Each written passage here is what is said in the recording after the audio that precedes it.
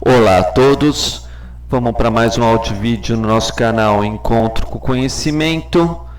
No último áudio vídeo eu falei sobre perdão e dívida, que nosso caminho espiritual, para a gente passar da nossa evolução, a gente deve perdoar as outras pessoas e considerarem todos nossos irmãos, né? Não importa raça, credo, cor, povo, todos são nossos irmãos, se a gente não quiser cair na condição de escravo. E eu vou explicar um pouquinho melhor esse assunto hoje, estudando a sequência dos versículos, né? E mostrando como a coisa se desenvolve ao longo da história da humanidade, né? Bom, vem então as Escrituras Sagradas como uma forma de equalizar o pagamento dessas dívidas, né? Vem aqui os mandamentos, os preceitos e etc. Por quê? A partir do momento que existe o ódio, esse ódio na realidade vai gerar toda a situação que a gente se encontra hoje. Então vemos isso no livro de Isaías. Vamos pegar o livro de Isaías. Para quem não conhece, né, não conhece a Escritura Sagrada, você tem Isaías como um profeta dos mais importantes, né? Depois de Moisés, os mais importantes são Jeremias e Isaías, né? Ou Isaías e Jeremias. Eu não estou dizendo em termos de ordem, estou dizendo em termos de importância e nem em grandeza, né? Então, no versículo 9:17 de Isaías, está escrito: porque a maldade queima como um fogo que devora as sarças e os espinhos e depois envolve a espessura da floresta. Então, quando a gente diz que a pessoa vai ser punida, é por ela mesma. Por quê? Porque o próprio ódio dela contra o Criador e contra os seres celestiais e os seres elevados condena ela ao sofrimento, né? Sempre que a gente tem ódio, raiva, na Bíblia também é considerada como um fogo, porque está escrito: porque a maldade queima como um fogo. Então, as pessoas, né, que não entendem que a Escritura veio como misericórdia, é porque um irmão brigando com o outro, uma família brigando com o outro, um país brigando com o outro ao longo de milênios, como a gente está vendo hoje, é por causa da maldade.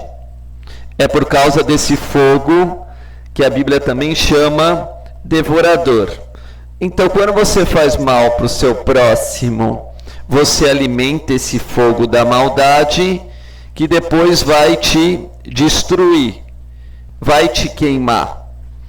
Então vem toda a Escritura, de certa forma, né? E fala assim: olha, esse cara aqui, ele não está a fim de evoluir, né? Não está a fim de crescer. Então eu vou colocar mandamentos como mais um teste para ele, porque ele vai dizer que cumpre os mandamentos.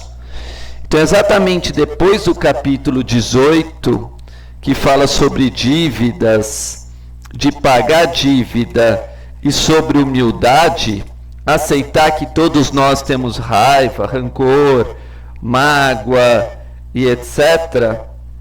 E vem a Bíblia no capítulo 18:7 diz: ai do mundo por causa dos escândalos, porque é mister que vem escândalos, mas aquele homem porque o escândalo vem. Porque o escândalo vem para o homem achar que ele é certinho, que ele é perfeito, que ele não tropeça em nenhuma pedra, que ele já sabe tudo e etc. Isso, em termos da Bíblia, é escandaloso, porque todos nós somos pecadores. Então, vem a própria Bíblia depois, né? E vai deixar bem claro que a pessoa é lançada no fogo eterno. O que quer dizer um fogo eterno? Esse ódio, essa mágoa, essa raiva que a gente tem, né? Contra o nosso próximo, contra tudo e contra todos, né? Que não vem no sentido animal. Então vem aqui a segunda diferenciação dos mandamentos, do capítulo 18, do capítulo 19, né? Então, nós como não somos animais, né? Infelizmente, muitas pessoas falam assim, né? Mas era tão melhor que eu fosse ignorante, se eu fosse ignorante seria muito melhor, e etc. Para ignorante não pode ser dado mandamentos. Por quê? Porque se ele vive distinto como um animal, se a raiva dominou ele, o ódio, o rancor, a mágoa e etc., se ele vive distinto, como ele pode se transformar? E se os mandamentos vêm para transformar o ódio, a raiva e o rancor do homem em bondade, pureza, humildade, misericórdia, né?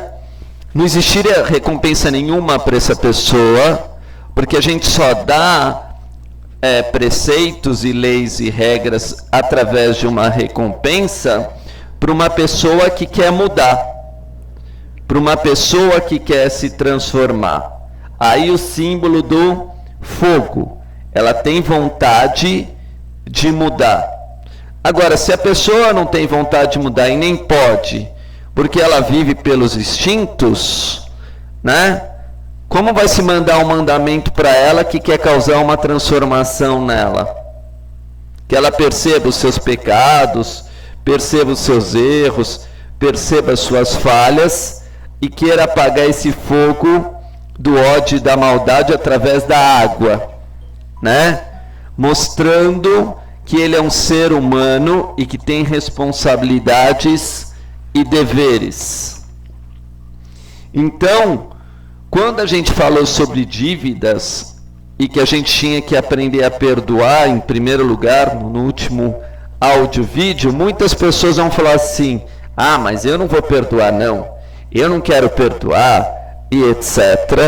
Então, o fogo já tomou conta dela. Então ela se torna escravo desse fogo do inferno, que também aqui no mundo das emoções é chamado de ódio, né? Então, depois que se percebe que uma pessoa já quer ajudar o outro, fazer o bem, rezar, houve o acordo entre dois, como eu falei lá no versículo 18, 19, não é à toa que é o 19, também vos digo que se dois de vós concordarem na terra acerca de qualquer coisa que pedirem, então vamos tirar o ódio do nosso coração, vamos tirar esse fogo de rancor do nosso peito, essa mágoa, né, essa água parada, essa doença, esse sofrimento que é fazer o mal para os outros, né? Esses podem receber mandamento. Mas aí quando eles recebem mandamento, eles receberam primeiro um único mandamento. E a Bíblia vai mostrar isso, que era amar o teu próximo como a ti mesmo.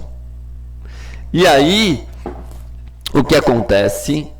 Vem o próximo capítulo, mesmo em Mateus, no capítulo 19, conta de um relacionamento homem-mulher, de um casamento, né?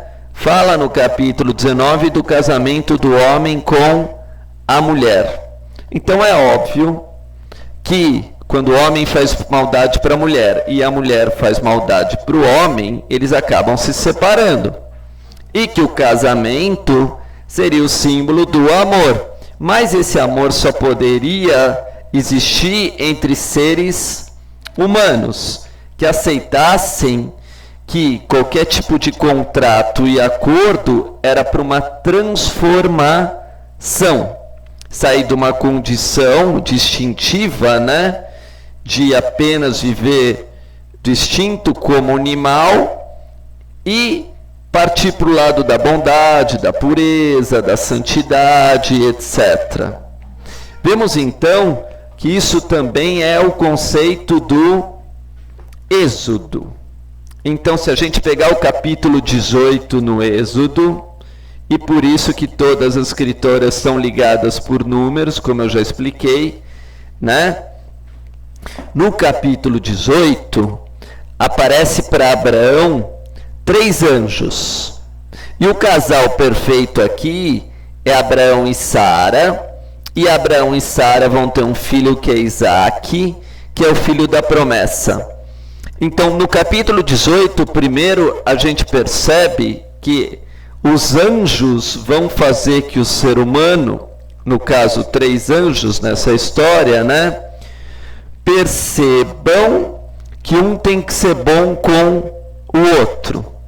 Então, quando a gente fala que existe um anjo bom na nossa vida, é alguém que fala, olha, perdoa aquela pessoa, não faz mal para ela, não se vinga, não tenha ódio, não passe a perna no outro, e etc.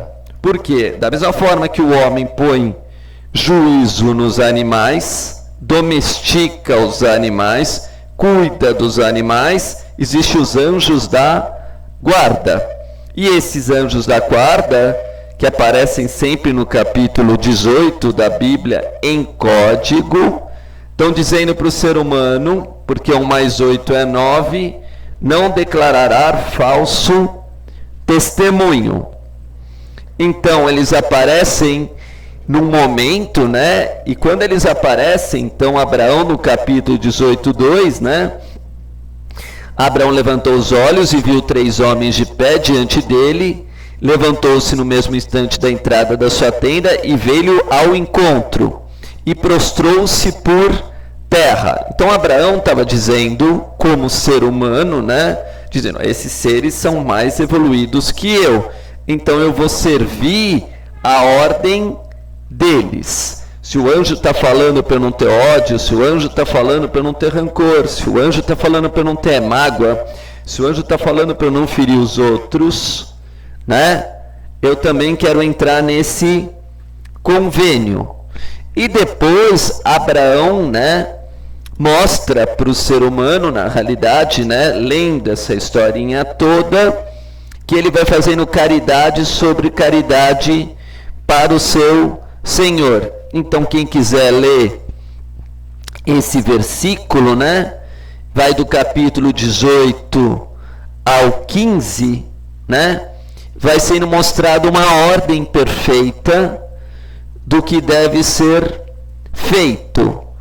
E mostrando que o homem ainda não tinha fé, 18 ainda é 9, 9 ainda representa o ser humano, né? Para quem estudar, do 18 ao 14 vai aparecer. No final, quando um anjo chega para Sara e fala, Sara, agora você vai ter um filho, agora você está preparada para ter um filho, você já fez caridade, né? Você já tem sabedoria. Então, ela riu e falou assim, não, mas eu não entendo como eu posso ter um filho. Resumindo, para o ser humano, isso é um símbolo, né? Quando ele não tem os costumes humanos, as leis humanas, os preceitos humanos, ele não entende como Deus age. Por quê? Porque Deus age, né, contrário às leis humanas. Então Sara vai dizer assim, mas eu já não estou mais na época de engravidar, eu já tenho 90 anos de idade. Isso é um símbolo, de novo. Isso é de novo uma historinha, um conceito, que ela quer dizer assim, que os homens, né, em primeiro lugar, não acreditam na palavra de Deus. Eles acham a palavra de Deus, né, fora da lógica deles. Então, esse fora da lógica, né, é o que faz que a gente fala tenha fé. Tenha fé. Não é a lógica de vocês, que vocês não perdoam, que vocês não fazem o bem, né? É pela misericórdia. misericórdia, né? Então, não acreditando, não crendo, né? Muito menos vai entender uma lei de Deus, um estatuto de Deus, porque não tem nada a ver esse estatuto só com a carne. Então, quando a gente fala de casamento homem e mulher, não é casamento homem e mulher como as pessoas veem a carne, é o casamento do homem com a sua alma divina, né? A alma divina do homem tem as leis divinas, a alma humana tem as leis humanas, a alma animal tem os instintos animais. Então a gente vai ver isso lá na frente. Em Coríntios, no capítulo 10, que tem a mesma numerologia do número 19 escondida, né? Está escrito do versículo 10 a o versículo 11, que todas as grandes histórias bíblicas eram apenas figuradas, né? Então ela vai colocar dessa forma, para quem quiser estudar um pouquinho, né? Dizendo: foram batizados em Moisés nas nuvens e no mar. Então a gente nunca viu alguém ser batizado embaixo d'água e lá na nuvem. Alguém subiu na nuvem e etc. Ou no mar pode até ser batizado, porque o homem tem esse discernimento de poder fazer a mesma coisa que está escrito aqui. Mas não está dizendo que o mar era de sal, porque o mar na Bíblia parece como um mar de cristal. Eu não conheço nenhum mar de cristal, um mar transparente. Depois todos comeram um manjar espiritual. Sim, aqui pelo menos fala manjar espiritual, mas eu nunca vi pão cair do céu até hoje, nem chocolate e etc. Né? Então, de novo, uma linguagem figurada. Beberam todos da bebida espiritual, que era uma pedra. Eu nunca vi ninguém beber água de pedra e etc., porque a água nasce na fonte do rio e etc. Aí tem gente que vai falar: não, mas tem pedra no rio e etc. Desculpa, é uma linguagem figurada. E essa pedra era Cristo. Eu nunca vi uma pessoa ser uma pedra, também etc. Mas não se agradou da maioria deles, pelos que foram prostrados no deserto. Mais uma linguagem figurada. A linguagem figurada no deserto é porque foi no deserto que foi entregue a Bíblia. E como as pessoas foram julgando umas às outras, como era de se esperar, elas morreram na tentação do deserto, né? E aí vai continuar explicando a mesma coisa, e aí deixando de maneira mais clara que uns se prostituíram, né? Como a gente sabe, lá em Setim, e assim por diante. Então, o homem, não entendendo uma linguagem figurada, que era a representação do ensinamento angelical, ou esotérico, ou mais profundo, ou simbólico, né?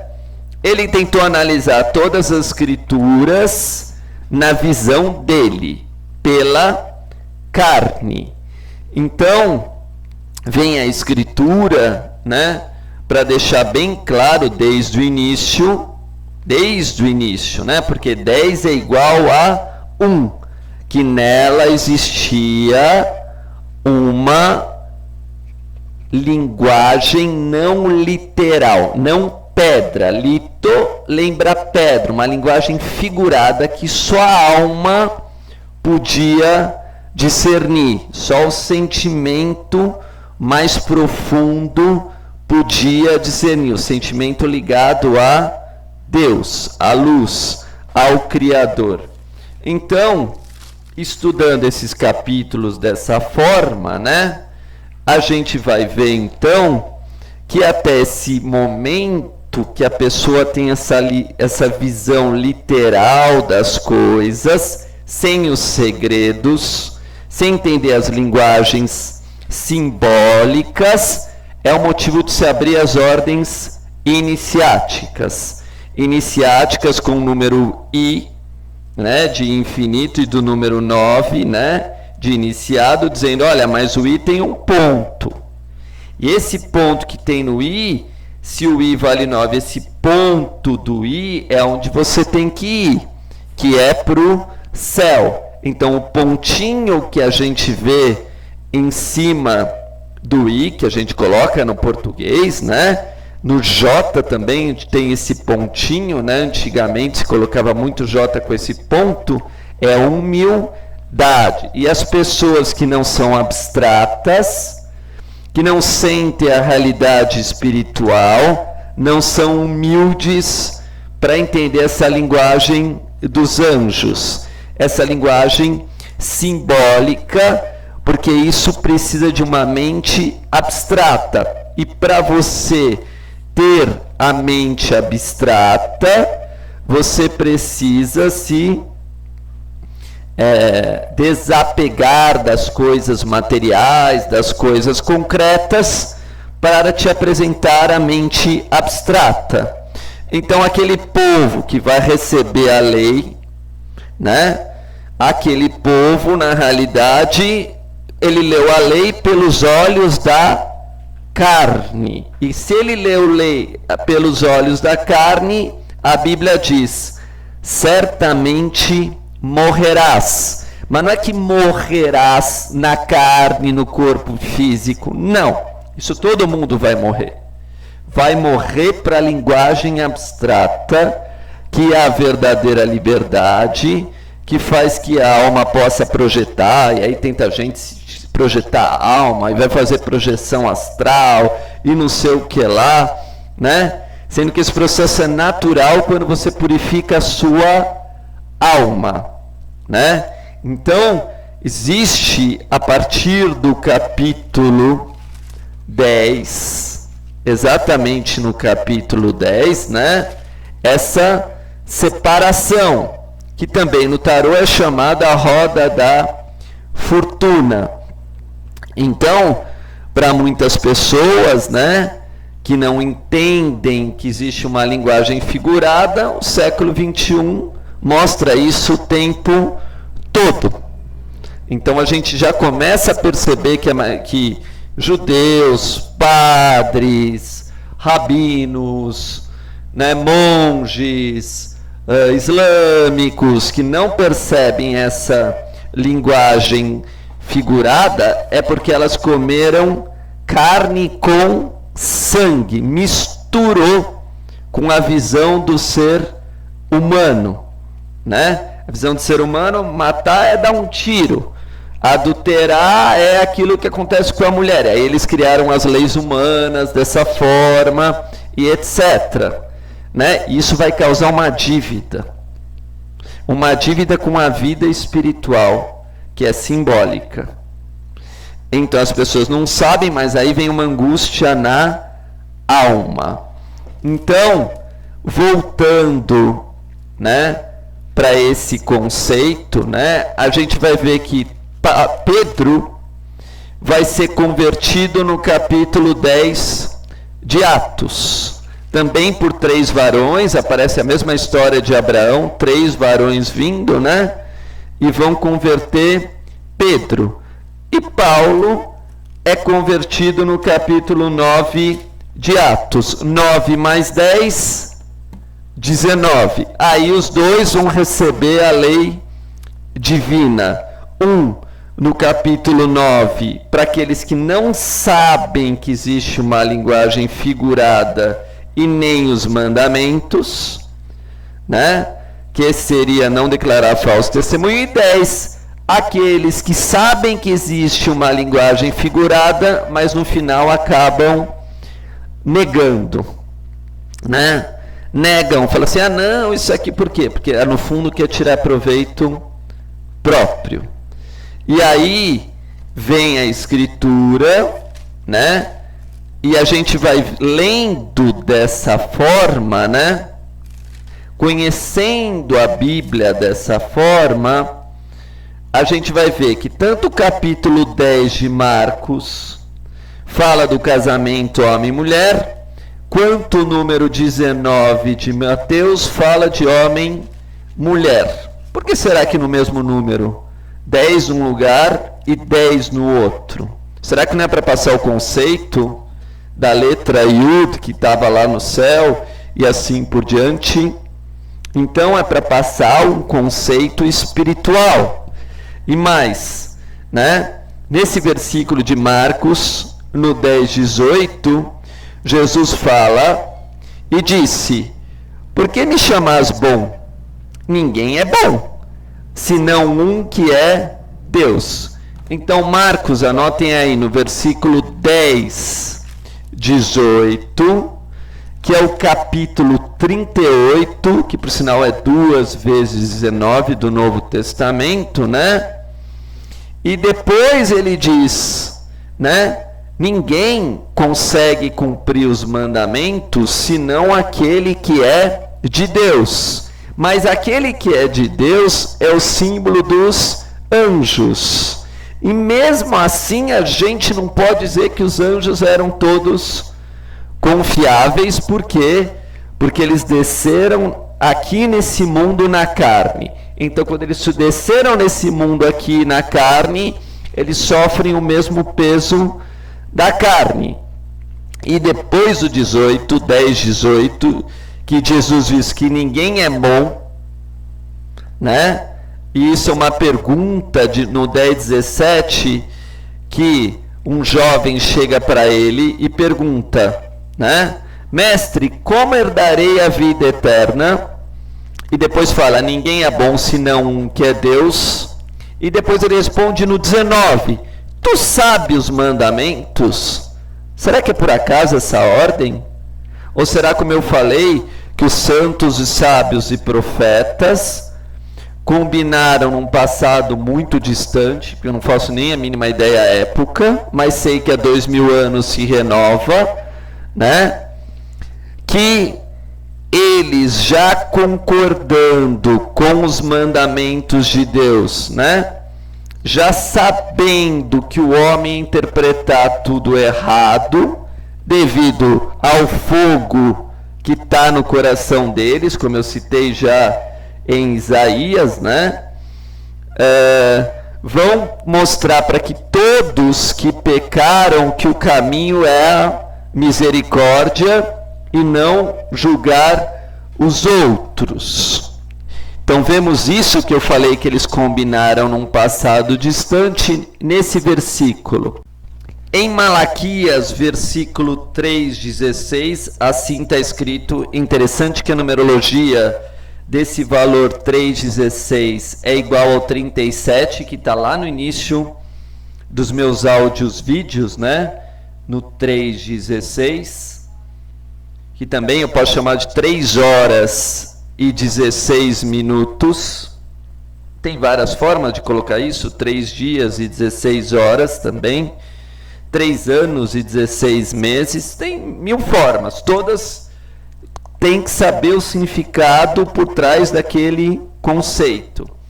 Assim falavam os que temem ao Senhor, mas o Senhor ouviu atento. Diante dele foi escrito o livro que conserva a memória daqueles que temem ao Senhor e respeitam o seu nome, e eles serão para mim o bem particular, diz o Senhor dos Exércitos.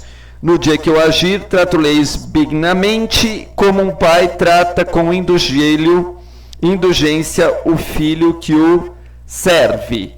3:16, 3:17. Se eu colocar em minutos, 3 horas e 16 dá 196, 3 horas e 17 dá 197.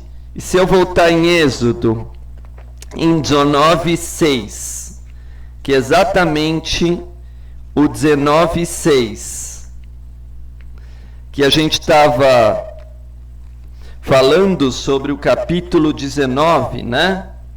Está escrito no 19:6 de Êxodo.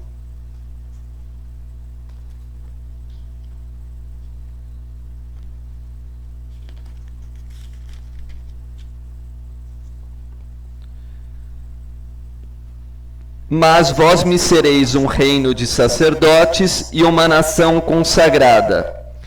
Tais são as palavras que dirá aos israelitas. Veio Moisés e, convocando os anciãos do povo, comunicou-lhe as palavras que o Senhor lhe ordenara repetir.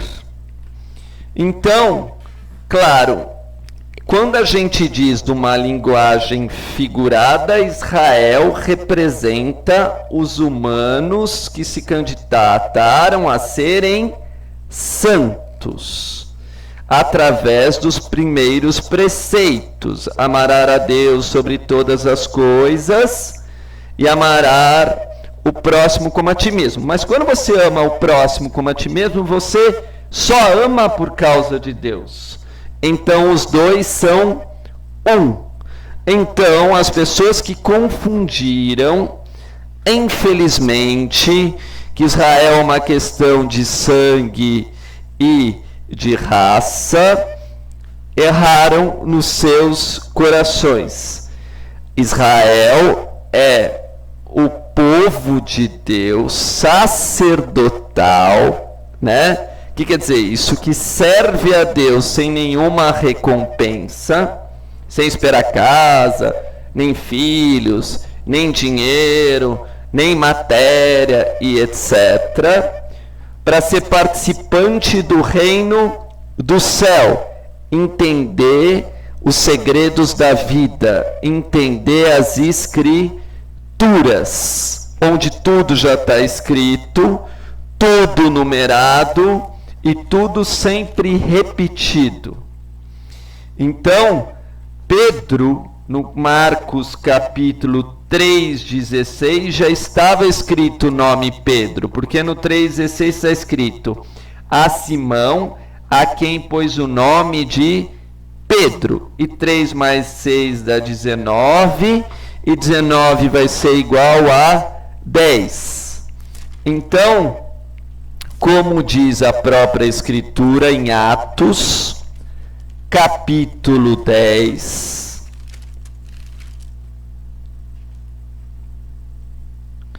assim está escrito em Atos capítulo 10.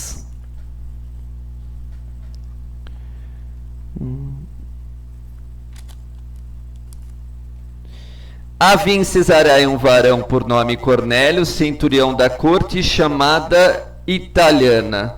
Então, será que é à toa que a Itália tem tantos santos?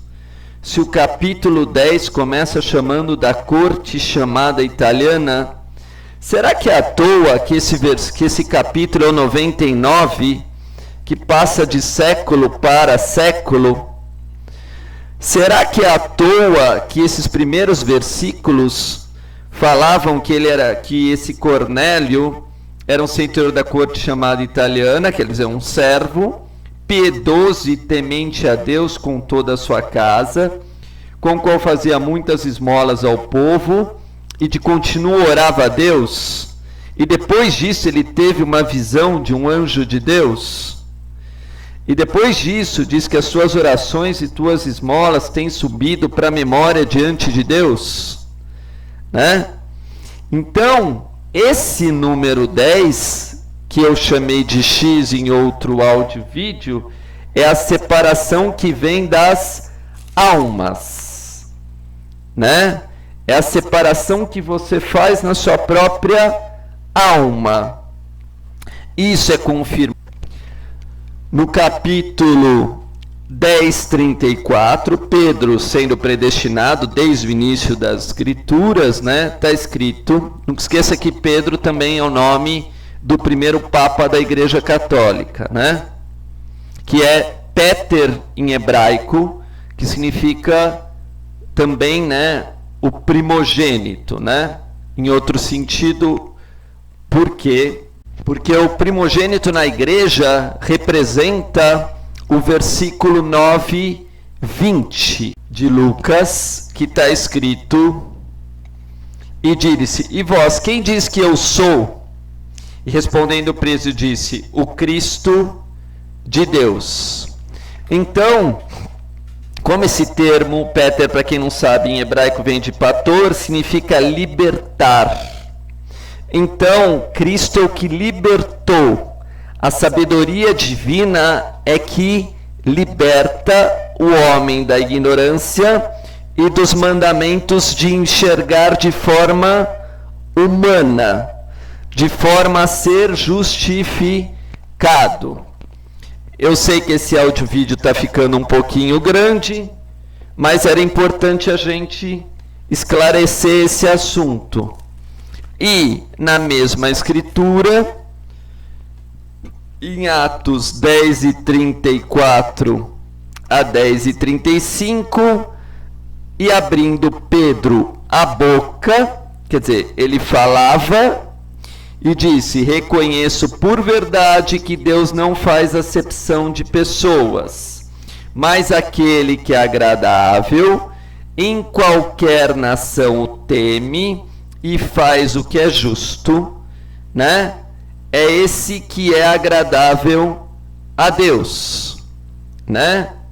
Então, quando a gente na realidade perdoa o nosso próximo, tem misericórdia com o nosso próximo, faz o bem para o próximo, a gente tem um encontro com a luz maior, que aparece primeiro como os anjos, que na Bíblia é chamado do caminho da caridade, que foi acrescentado para que ninguém tropeçasse na lei, dizendo: eu sou melhor que ti, porque eu uso tefilim, porque eu uso tzitzit, ou porque eu vou na missa às 6 da tarde, ou porque eu fui naquela festa, ou porque... Não.